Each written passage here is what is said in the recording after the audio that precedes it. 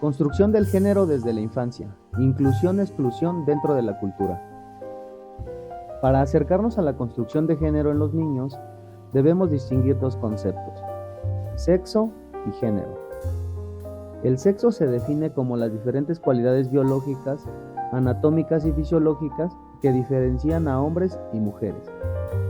Y el género como el significado social que tiene el hecho de ser hombre o ser mujer. Es posible analizar la construcción de género por medio de un esquema de 3 registros: el entorno social, el entorno familiar y el imaginario personal. Para cualquier niño resulta determinante el entorno en el cual crece, ya que el género es un proceso de construcción social. La familia, como núcleo de la sociedad, recibe toda la influencia, pero la transmite hacia los niños de una manera más personal y privada. La combinación de factores del entorno social que generan y repiten comportamientos determinados en el entorno familiar construyen en la mente del individuo un imaginario de su género social. Ahora veamos, en palabras del psicólogo social y profesor de la FES Aragón, Adrián Arano, lo que significa el género. Bueno, para mí la idea del género tiene que ver con relatos históricos que se van construyendo y narran lo que es ser mujer y que es ser hombre dentro de un contexto social. Básicamente me parece que eso tiene que ver con el género. Yo pienso que hay dos procesos que se van constituyendo socialmente. Un proceso es el proceso de subjetivación y otro proceso es el proceso de sexuación. El niño cuando nace, al decir por ejemplo de la cara, no es un niño sino un trozo de carne que va a empezar a constituirse como sujeto a partir de la mirada y del reconocimiento del otro. Bueno, si partimos desde acá, me parece importante pensar que el niño empieza a ser nombrado desde que nace, o a veces desde antes de que nazca los papás ya saben si es niño o si es niña. A partir de ahí, la sociedad o la cultura a través de los papás va a empezar a trabajar, digamos, en la historia del niño, y la primera intervención fundante del género me parece que es el nombre.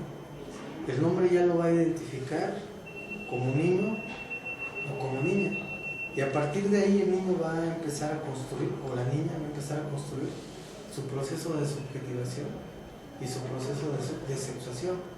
Ambos procesos van a confluir pues en una estructura identitaria, en un momento X. Los papás son una mediación de la cultura para ir constituyendo la identidad del niño.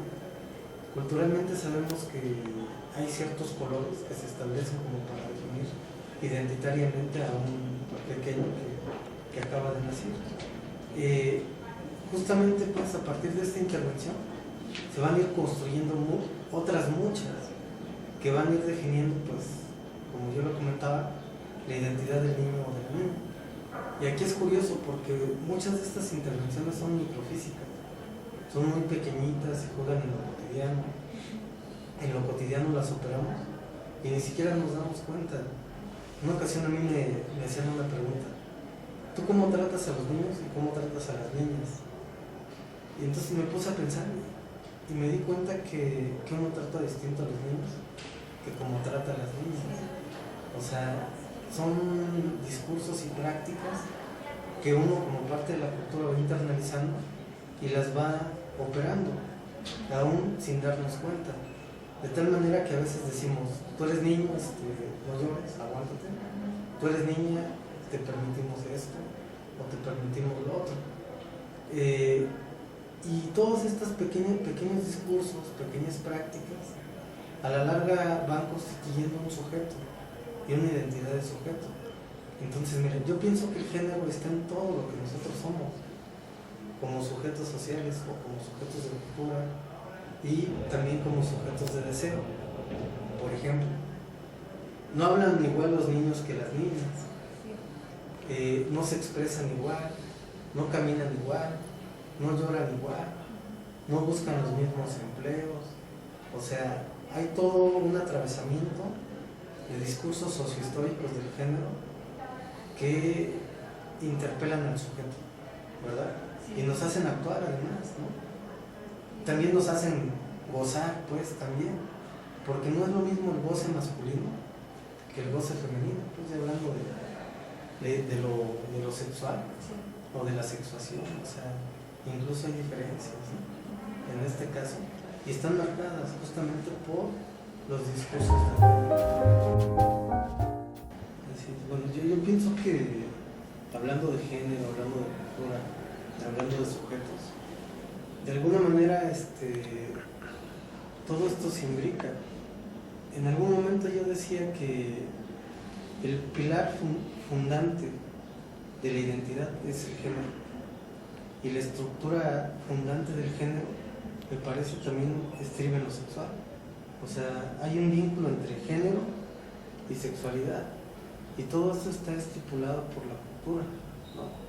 Decía yo que en algún momento nadie se puede estructurar identitariamente, por lo menos en nuestros contextos, sin un referente de género. O sea, el primer referente es el nombre, y el nombre ya tiene una connotación de género, ¿no? Si es hombre o si es mujer, ya por el propio nombre. Entonces, a partir de este pilar fundamental que es el género, todo sujeto va a ir constituyéndose y construyendo su subjetividad, va a ir construyendo incluso su deseo, ¿no? A partir del género. De tal manera que me parece obvio que cuando un niño está como que en el juego y define su juego de acuerdo a su identidad de género, los papás se tranquilizan porque sí, va bien, o sea, es un niño que va por buen camino, sí, se va estructurando bien. Pero cuando de repente el niño ya da muestras de que su interés en el juego está en otro sentido, por ejemplo, quiere jugar con muñecas o se vuelve un tanto sutil el niño, pues aquí como que ya hay un cierto temor cultural, parental, por una posible desviación en este sentido, ¿no? Pero también habrá que decir que hablar de estos temas es como muy complicado, porque lo decíamos al inicio, yo creo que el niño responde al deseo de los padres, o puede ser una proyección del deseo de los padres, y también puede ser una proyección de la propia cultura en ese sentido. Sin embargo, hablar por ejemplo, de sexualidad, hablar de género, hablar de sujetos, también implica romper determinismos, porque me parece que nunca sabemos a ciencia cierta qué va a acontecer. Yo pienso que el sujeto es un acontecimiento también, y si lo pensamos como acontecimiento, hay elementos que están fuera incluso de la trama cultural o fuera del propio deseo de los padres, que de alguna manera van a singularizar al niño, ¿no? Su identidad, su sexualidad, ¿no? Su deseo, me parece que no se puede predecir ni encauzar del todo en este sentido, ¿no? Entonces, por ejemplo, hablar de la educación de lo sexual es como un reduccionismo, como una ambición o como un proyecto que desde mi punto de vista no se puede consolidar, porque el deseo tiene sus propios derroteros, porque la sexualidad se juega en los laberintos de la subjetividad, y de ahí no sabemos qué va a acontecer. Pueden acontecer muchas cosas, ¿no?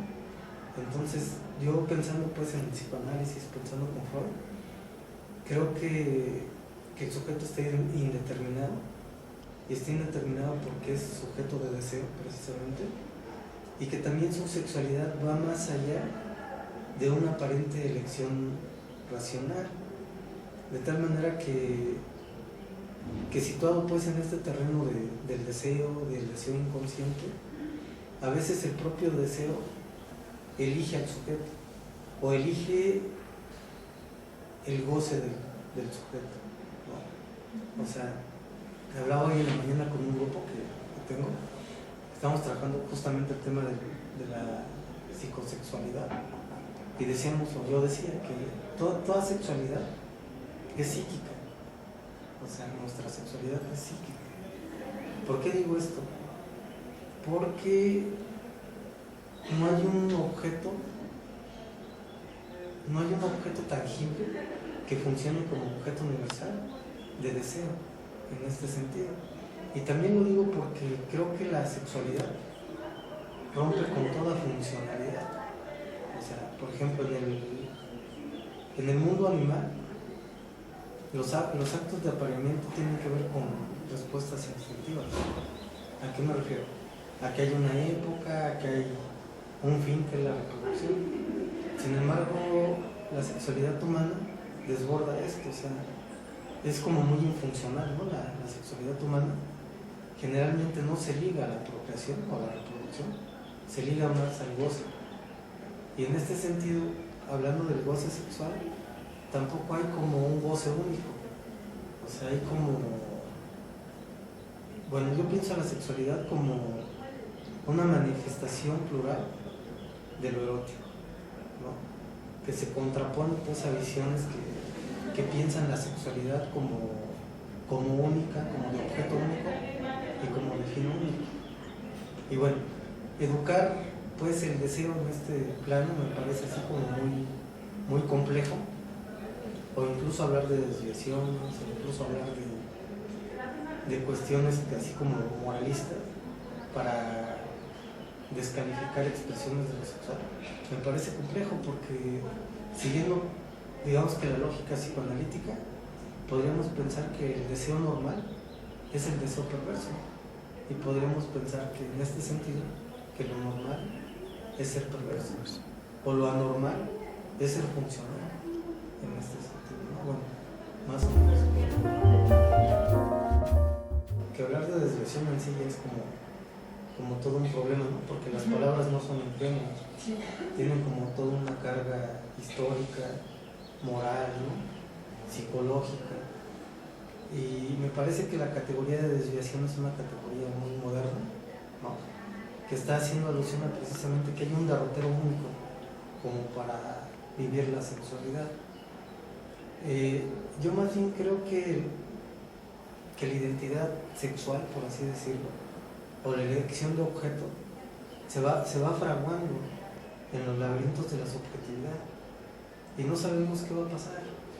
Solo sabemos que algo va a pasar, pero no sabemos qué va a pasar.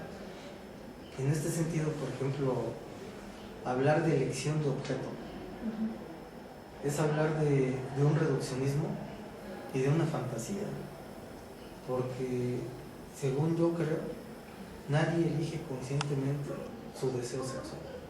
O sea, no hay quien diga, hoy desperté, son las 8 de la mañana y decido que mi deseo va a ser heterosexual, ¿no? O decido que mi deseo va a ser homosexual. O sea, no hay una elección, me parece, que se juegue en este sentido, sino que cuando nos damos cuenta ya somos habitados por un deseo o por una forma de deseo. Cuando socialmente nos damos cuenta, nos percatamos de que hay algo que no checa con la cultura. Sí. Me parece que, bueno, también poniéndolo acá, me parece que el problema no es el sujeto y su deseo, sino la cultura que espera otra cosa del sujeto y de su propio deseo. Sin embargo, generalmente ha sido visto al revés. El problema es el sujeto porque su deseo no está acompasado al deseo de la cultura o al deseo de los otros. Hay muchísimas manifestaciones porque además la sexualidad es algo estratégico, me parece a mí. Por eso se cuida con tanto celo, por eso se vigila, por eso se castiga, por eso se le pretende encauzar. Entonces, toda figura importante pues dentro de la educación de los niños me parece que va a ir como siendo muy monitora de las expresiones o de los comportamientos de los niños. Entonces se detectan como que con mucha facilidad cuando supuestamente un niño está como alejándose del patrón establecido socialmente, ¿no? Los maestros también suelen ser como muy categóricos en esto, ¿no? O sea, este niño como que no está bien, como que anda muy mal, habrá que llevarlo al psicólogo, habrá que llevarlo, no sé, con un especialista para ver qué le ocurre, ¿no? Sin embargo, pues habrá que decir que al final del día la sexualidad se expresa y se expresa de múltiples formas. Y me parece que pues vamos ya como que culturalmente por buen camino para aceptar que la sexualidad es diversa y es plural, ¿no? Como el deseo y como el sujeto. Hace un tiempecito leí un texto donde decía que, no sé, en América Latina hay X cantidad de jóvenes y no se les puede encasillar en una sola noción de juventud, porque son tantísimos y son tan diversos que la propia categoría de juventud tendría que ser muy diversa. Creo que pasa lo mismo con la sexualidad, ¿no? Hay tantos sujetos, hay tantas particularidades, tantas singularidades, que no se pueden acompasar a una sola categoría que los pretende encapsular como sujetos deseantes, como sujetos de cultura, como sujetos sexuales en este sentido. Entonces, creo que es bueno pues trabajar estos temas porque tienen que romper con este binarismo que existe en la sociedad occidental. Alguien dice que la sociedad occidental está enferma de binarismo, y es cierto, porque o eres hombre o eres mujer, o eres niño o eres niña, o eres así o asado. O sea, las categorías de pensamiento occidentales son binarias, de tal forma que no hay matices. Y me parece que la vida no es binaria, o la existencia no es binaria, admite muchísimos matices. Entonces creo que es importante como que romper estas categorías ya tan coaguladas, tan cerradas, tan excluyentes, ¿no? ¿Verdad? Creo que eso es importante. Entonces empezar a difundir trabajos, textos que miren a la sexualidad desde otro referente, o incluso al propio género desde otro referente, pues es sumamente importante.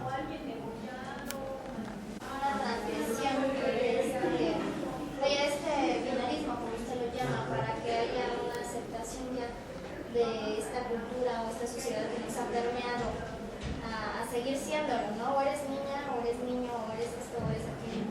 Tiene que ser una transgresión para que podamos crecer, no sé, como tal vez seres humanos, y nos dejemos de ver como él o ella en cierto momento. Que es difícil pues también romper con categorías así de manera radical, porque las categorías también nos estructuran, o sea, la diferencia estructura, y creo que es importante también tenerlo en cuenta.